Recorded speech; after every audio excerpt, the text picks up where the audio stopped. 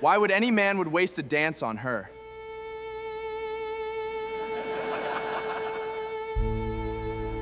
Why would any man here waste a dance on that? Bryce Harrington raised his champagne glass. His cronies in tuxedos erupted with laughter. And across that glittering ballroom, Camille Beaumont, 18 years old, seated in a wheelchair, the only daughter of one of the wealthiest men in the South, felt a single tear slide down her cheek. Look at her, boys. A broken doll. Nobody's returning that to the store. Then, from the far end of the room, a young black server set down his tray. He removed his white gloves. He folded them carefully.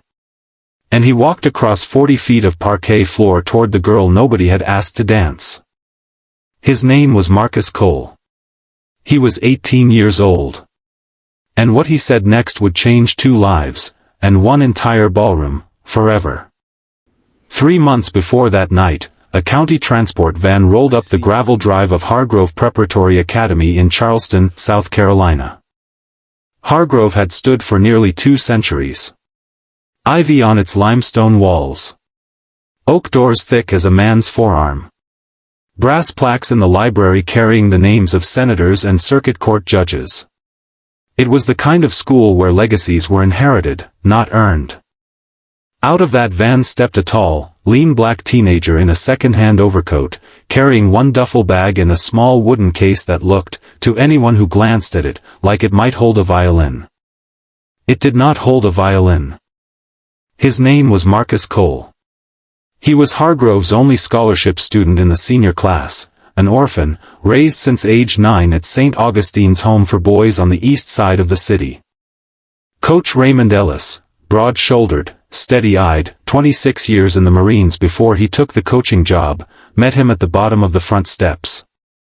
Welcome, son. Dining hall serves the staff before the students. Kitchen entrance is on the left. Don't take it personal. That's just the way things work here. Marcus nodded once. He didn't take it personal. He had spent his whole life not taking things personal. His days began at 4:30 in the morning. He set tables before sunrise, refilled water carafes during breakfast, polished silverware between classes, and served at school functions through the evening. On weekends, he washed dishes until midnight. He kept his head down. He did not socialize. The other boys called him the ghost, or sometimes worse, and moved through the hallways as if he occupied no space at all. He never complained. He never asked for anything. And every night, before he turned off the light in his narrow 4th-floor room, he touched the small silver locket around his neck and whispered the same 2 words. "Good night, Mama." The school janitor, a white-haired man named Chester, once swore he heard music drifting from the locked music conservatory at 2 in the morning. A Viennese waltz, played on a single piano, soft and absolutely certain. The kind of music a person plays when they are speaking to someone who is no longer there. Coach Ellis told Chester to forget what he heard. Chester did. But he sometimes wondered what kind of orphan plays Strauss at 2 in the morning, and where, exactly, a boy with 1 duffel bag learned to play at all. Camille Beaumont had been, 2 years before that February morning, the brightest presence in Charleston society.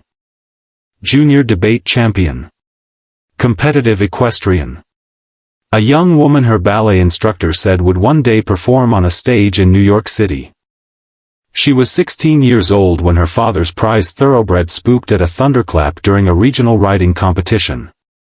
Camille went over the fence rail. Her father reached her 30 seconds later. She was conscious. She could not feel her legs. In the 2 years since, her father, Harrison Beaumont, CEO of Beaumont Industries, a man with powerful friends in 2 state capitals and 1 former White House, had spent more than $30 million trying to restore what his daughter had lost. Mayo Clinic. Johns Hopkins. Cleveland Clinic. Stanford. UCLA. Prestigious institutes in Stockholm, Berlin, and London. 12 hospitals.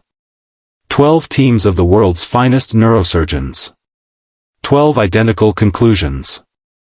Permanent spinal cord trauma. Lower body paralysis. No surgical or non-surgical intervention recommended. Patient should be supported in adjusting to lifelong use of mobility aids.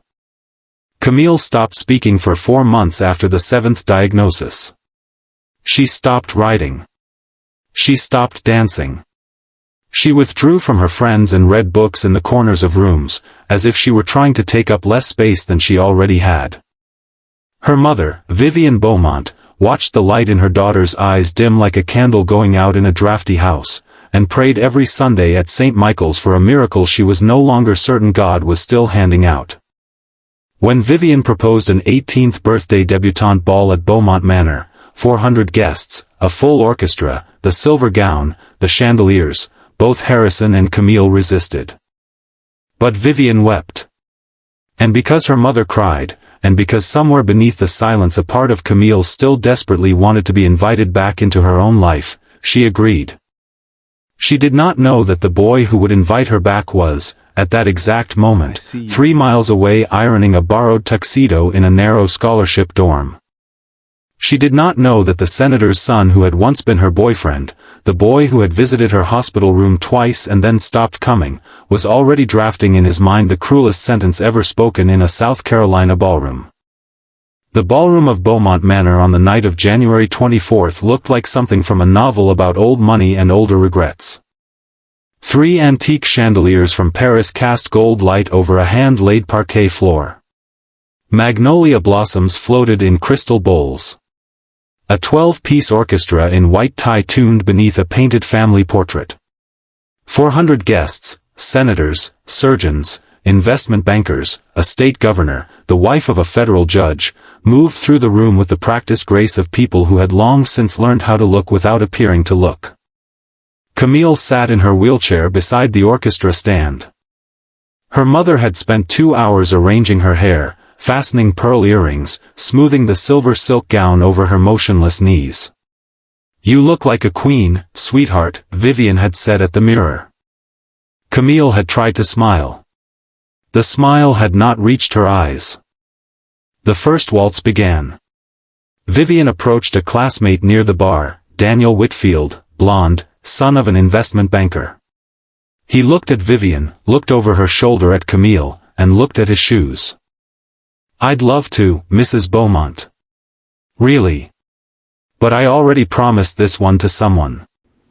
He had no partner. He found one within 30 seconds. He did not look back. A boy named Andrew. A sprained wrist. So sorry. A boy named Christopher. A phone call. Very important. He stepped outside and made no call. A boy named Henry. Next song, I promise. There was no next song. By the 5th refusal, the whispers had started. A woman at one of the back tables leaned toward her husband. "Don't look. Don't make it worse." A girl Camille had once tutored in French held a napkin to her mouth to hide a smile. Headmaster Gerald Norton, there as a donor guest, set down his glass and studied the orchestra. Vivienne was crying silently behind the wheelchair. Camille's hands had gone bone white on the armrests. She stared down at the silver hem of her gown and willed herself not to break in front of 400 people. "Just one, my darling. Just one dance." Her mother's words from that afternoon played on a loop in her head. Then Bryce Harrington walked in. He had been late on purpose. Custom tuxedo. Senator father at table 1. Bryce scanned the room, spotted Camille at the edge of the dance floor with her crying mother behind her, and his mouth curved into something that was not a smile. Bryce had dated Camille for 8 months before the accident. He had visited the hospital twice, once with flowers, once with a teddy bear, and then stopped. His father had said, quietly, "Son, a Harrington doesn't carry dead weight." He was 18 and a coward, and he did not yet understand that cowardice has a way of arriving, eventually, in its own ballroom. He lifted his champagne glass. His teammates gathered around him like satellites. He spoke loudly. He pitched his voice to carry all the way to the orchestra and back. Why would any man here waste a dance on half a woman in a wheelchair? A laugh. Then 2. Then 6. Look at her, boys. A broken doll. Nobody's returning that to the store. Cat got your legs? Camille did not lift her head. A single tear traced the line of her jaw and disappeared into the silver collar of her gown. Vivian pressed both hands over her mouth and made a sound, the kind a mother makes only once in her life and never recovers from fully. Harrison Beaumont rose halfway from his chair. His wife caught his wrist. Harrison. Not here. Not in front of everyone. He sat back down. His knuckles whitened around his glass. The headmaster did not move. The governor did not move. The federal judge's wife did not move. 400 of the wealthiest people in 3 states held their drinks at chest height and watched an 18-year-old girl get publicly destroyed at her own birthday party. Not one of them stood up. At the far end of the room, beside a champagne station shaped like the Beaumont family crest, Marcus Cole set down the bottle he was holding. He removed his white serving gloves. He folded them carefully. He placed them on the silver tray. Across the room, Coach Ellis caught his eye. One small nod. Go. Marcus started walking. He crossed the longest 40 feet of his life. The orchestra was still playing, a soft nocturne the conductor had chosen to fill the silence after Bryce's laughter. But every guest at every table turned their head as he passed. One after another. Like wheat bending in a slow wind. An elderly woman in an emerald gown lowered her champagne. A surgeon leaned forward. Nobody quite knew what they were watching. They only knew they were watching something. Bryce stepped into the aisle, his teammates fanning out behind him. Where do you think you're going, bus boy? Marcus did not stop. He stepped around Bryce the way a river steps around a rock. Bryce's hand shot out and seized his elbow. I asked you a question. Marcus looked down at the hand on his elbow. Then up into Bryce's eyes.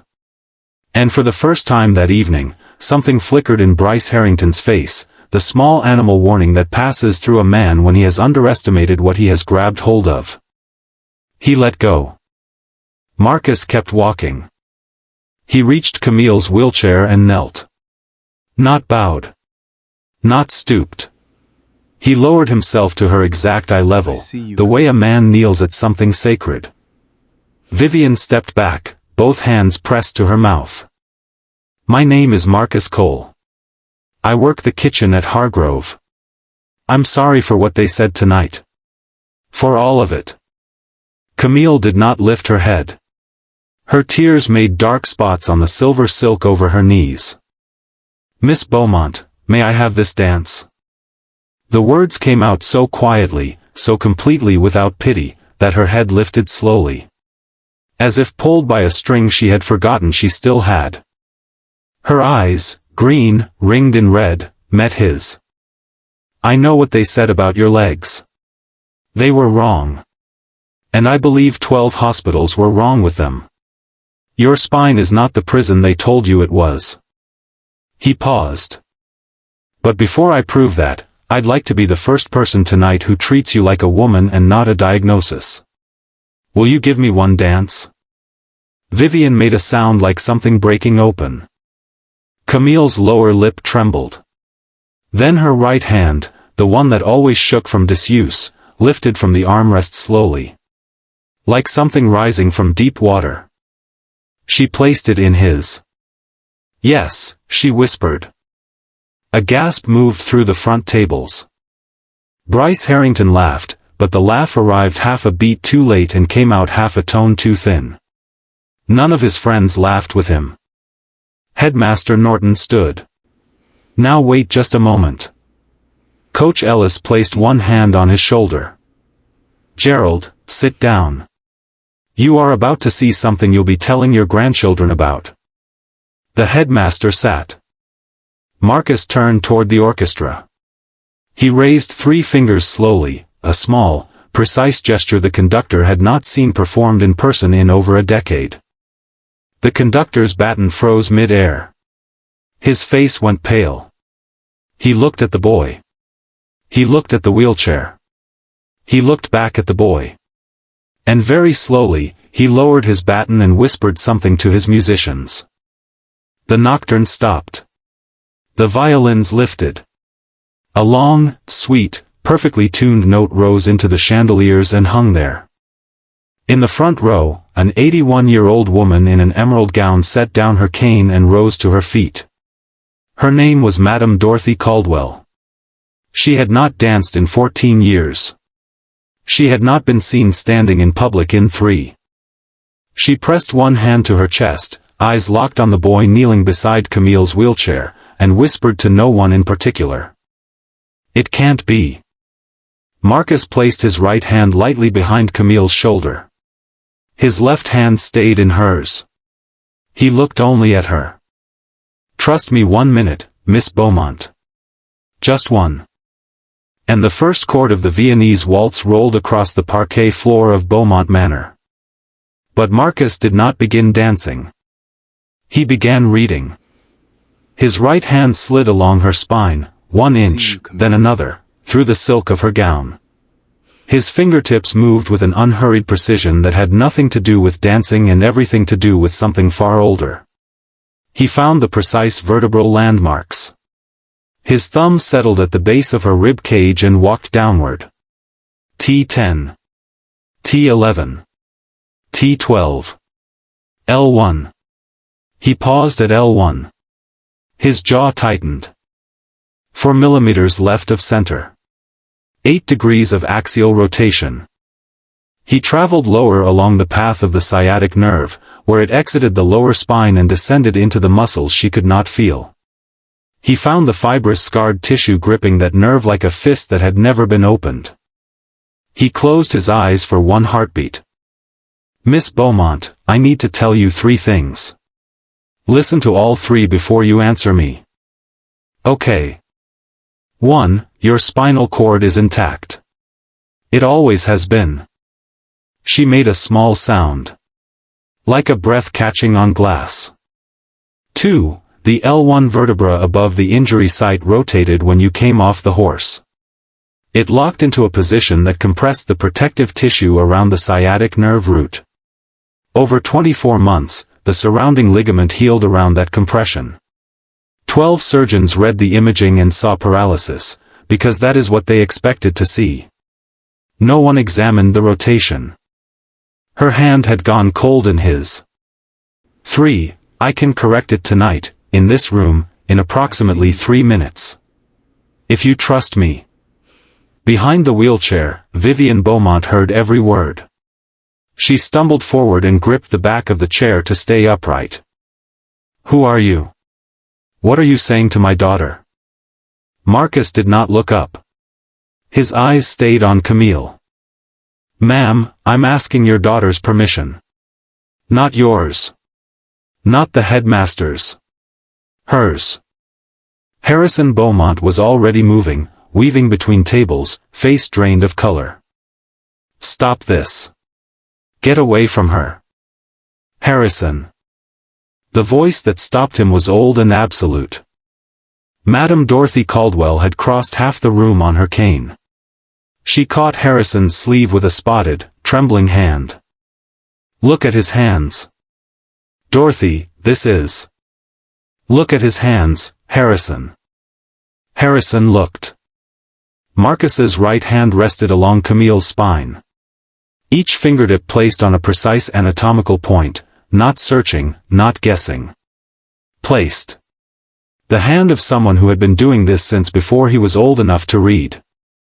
Dorothy's voice fractured. I trained under the finest spinal specialists alive for 40 years.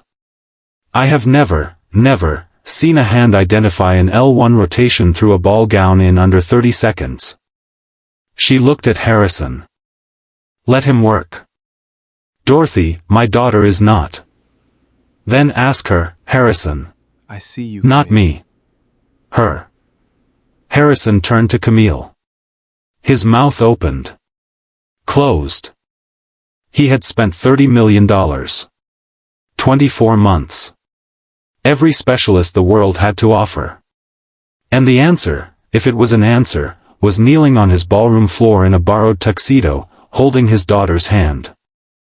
Savannah, he caught himself. Camille. Baby. Whatever you want. She looked at Marcus. The tears had stopped. Something else had taken their place, a small, fierce light her mother had not seen in her daughter's eyes since the morning of the accident. Do it, Camille whispered. They moved her to a velvet chaise near the orchestra. Marcus lifted her with the alignment of someone who had performed the same transfer 1,000 times, one arm beneath her knees, one beneath her shoulders. He laid her face down on the chaise, smoothed the silver gown over her legs with quiet respect, and turned to the room. Everyone behind the table line. No phones. No flash. Nobody moved. Coach Ellis stepped forward. One word. Move. 400 people moved. Marcus knelt. He laid his palms flat on Camille's back. The first step will not hurt. It will feel warm. The second will feel like pins and needles. The third will be one sharp sound. After that, we'll know. I see you, Camille. Marcus. Yes. What if you're wrong? He was quiet for a long moment. Then we will have lost 3 minutes, and you will be exactly where you were before I crossed that room. And I will spend the rest of my life apologizing. A beat. But Miss Beaumont, I am not wrong. He found the 3 pressure points along the nerve pathway. He pressed each one. He held each for 7 heartbeats, counting against her pulse beneath his palm. 3 gates, his mother had called them. 3 doors that have been closed too long. On the 7th heartbeat of the 3rd gate, Camille gasped. I feel heat. Marcus, I feel heat. Vivian collapsed to her knees beside the chaise. Harrison stood over them, motionless. One tear cut silently down his face. Marcus repositioned. Right palm over L1. Left forearm braced beneath the lower ribcage. Breathe in. Now out. Now empty. 1. 2. 3. The sound was small. Clean. Definitive. A single snap, like a piano key struck after a long, long silence. Camille inhaled sharply. Oh my God, I can feel my feet. Marcus did not celebrate. His hand stayed steady on her back as he watched her toes, small, pale, motionless for 2 years, curl inside her silver heels. Once. Then uncurl. Then curl again. Vivian pressed her face into the velvet beside her daughter's shoulder and wept the way a mother weeps only once in a lifetime. I'm going to help you sit up slowly. The nerves are waking. They'll feel like fire for the next minute. That is normal. That is good. He brought her upright on the chaise with careful precision. Then he knelt before her, both her hands in his, and looked up into her face. Now stand.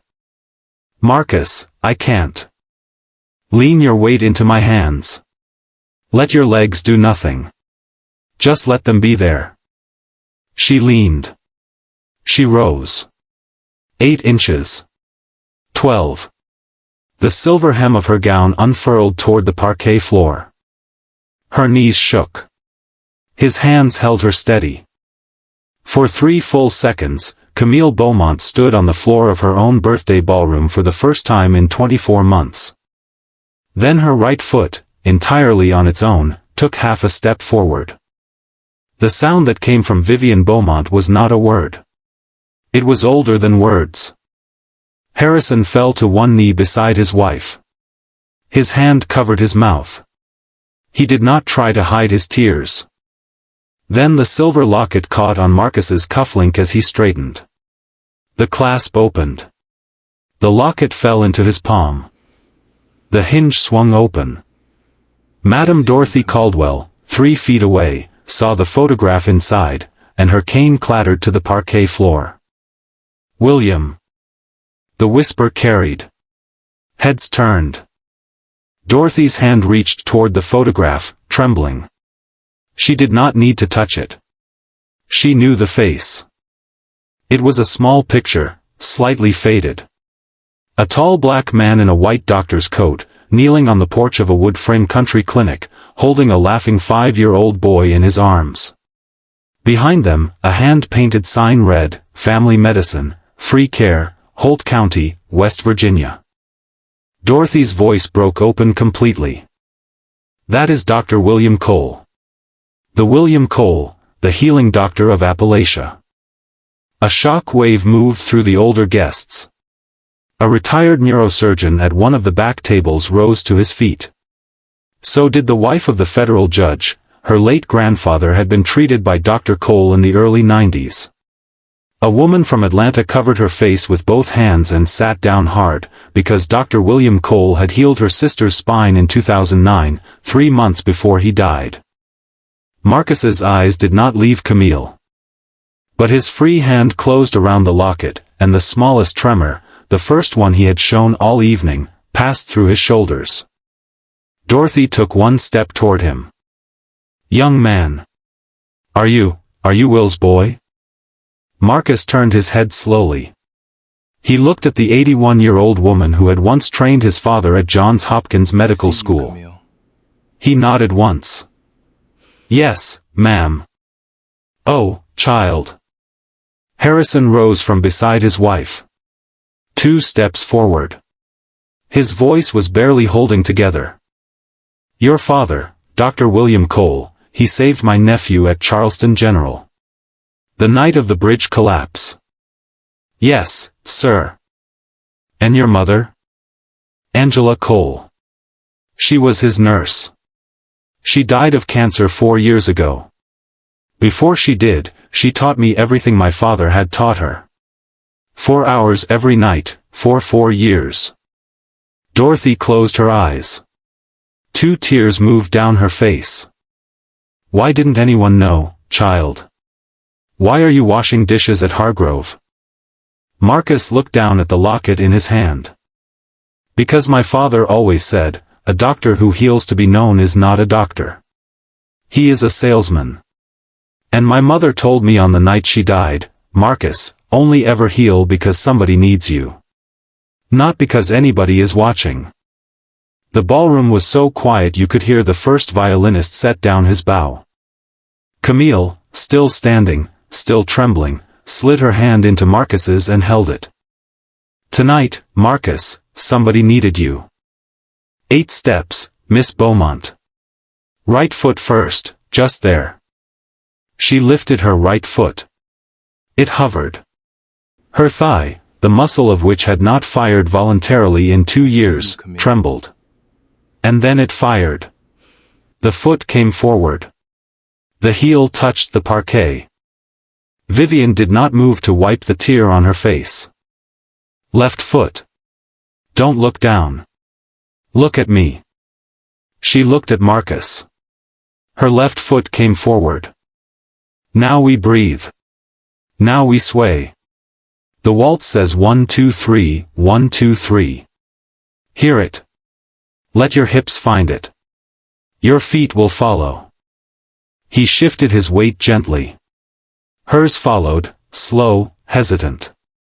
Then, on the 3rd beat, less hesitant. Her hips moved. Her right foot moved.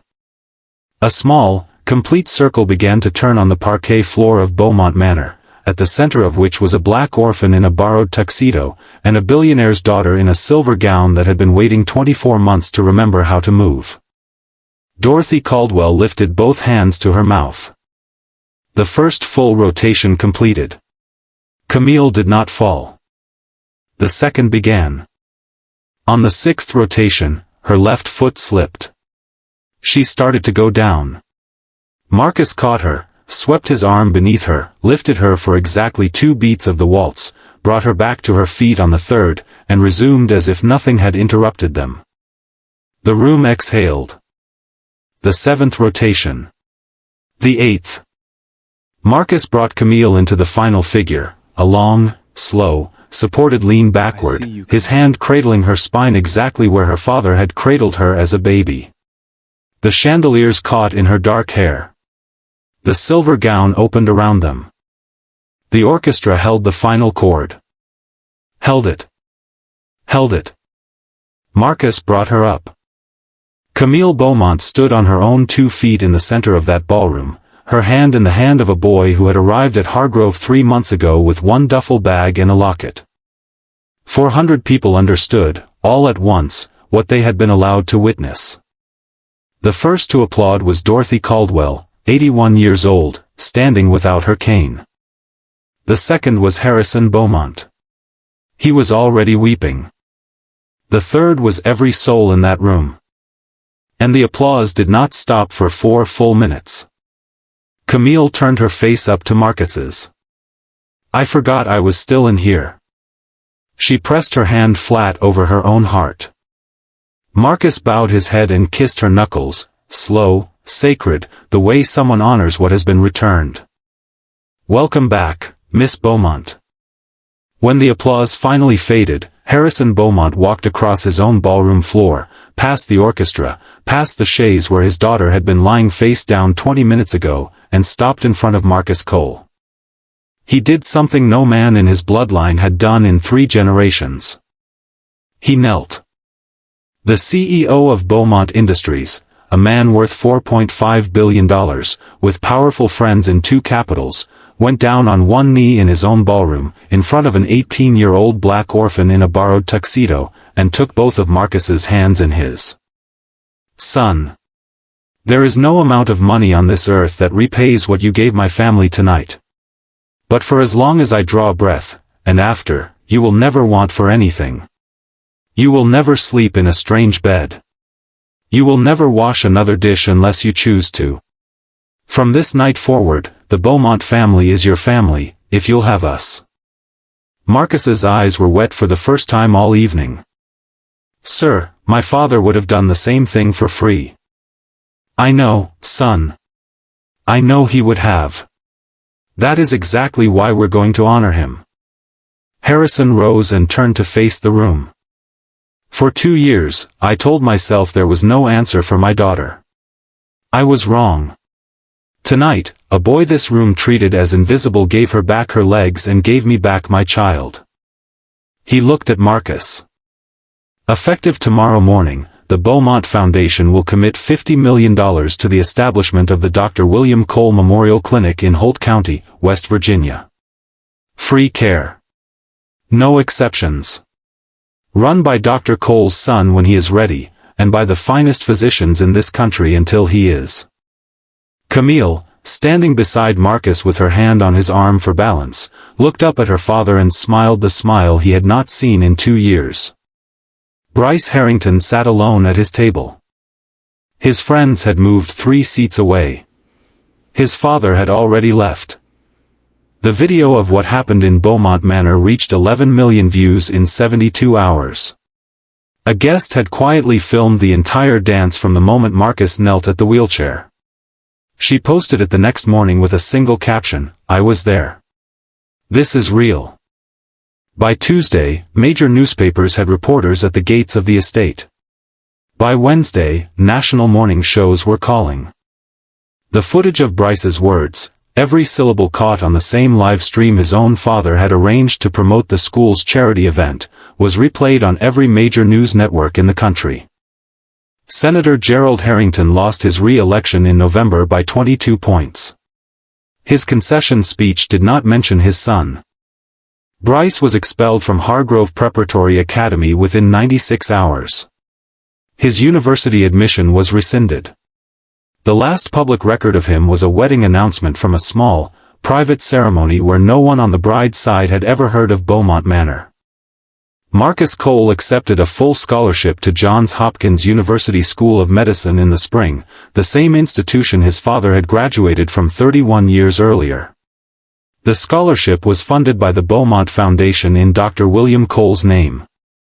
The acceptance letter was hand-delivered to St. Augustine's Home for Boys by Madame Dorothy Caldwell, who had personally walked it through the admissions office with one sentence. His father stood in this building in 1989. His son will stand in it again. Camille Beaumont began intensive physical therapy 3 days after the ball. By spring, she was walking unassisted. By summer, she was riding again. By autumn, she had been accepted to a university where she would later complete a law degree in disability rights. Every year on the anniversary of the ball, she and Marcus returned to the parquet floor of Beaumont Manor and danced one slow waltz to the same piece of music. The only encore that room ever asked for.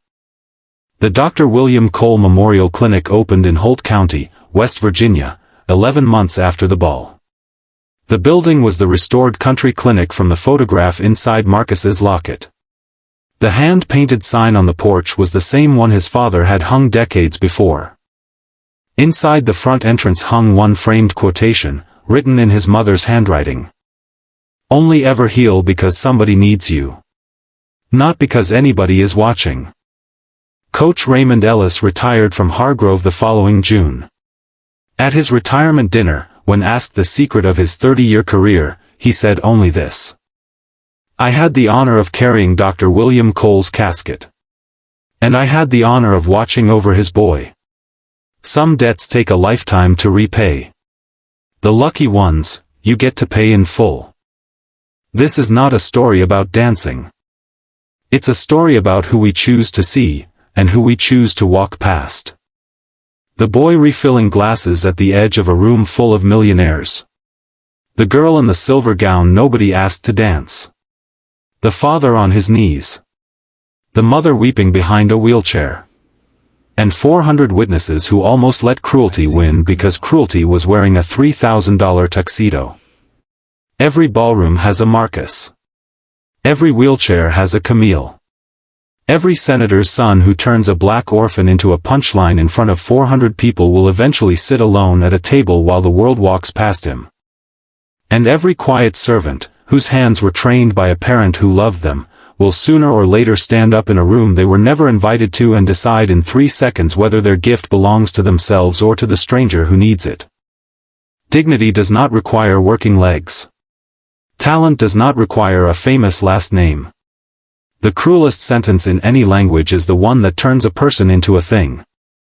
And the kindest act, in any room, in any language, is the act taken when nobody expects it of you, and nobody is paying you to take it. If this story moved you, if you've ever been the Marcus, or the Camille, or one of the 400 people who stayed in their seats and wished tonight they hadn't, share this with someone who needs to hear it. Send it to the friend who has been told they are finished. Send it to the parent raising a child the world is already trying to write off. And subscribe to Black Voices Louder, because we tell stories like this one every week. Stories that remind you what quiet strength actually looks like. Stories for people exactly like you. Drop justice for Marcus in the comments if you believe a boy with trained hands is worth more than a senator's son with a sneer. $30 million. 12 hospitals. And the answer was pouring champagne at the back of the room. You know what haunts me about this story? It's not Bryce. People like Bryce are loud, but they're easy to spot. What haunts me is the 400 people who sat in their chairs. Senators. Surgeons. A governor. A federal judge's wife. All of them watching a girl get destroyed at her own birthday, and not one of them stood up. Not until a boy nobody saw coming decided somebody needed him. Marcus's mother told him before she died, only ever heal because somebody needs you, not because anybody is watching. That's the thing. Marcus wasn't supposed to matter in that room. And that is exactly why he was the only one who did. So let me ask you something. How many people like Marcus have you walked past without knowing what they carried? And in your life, When the room went quiet and someone needed you to stand up, did you? Or did you stay in your chair? Drop black voices louder in the comments. Share this with someone who's been told they're finished. They need it tonight.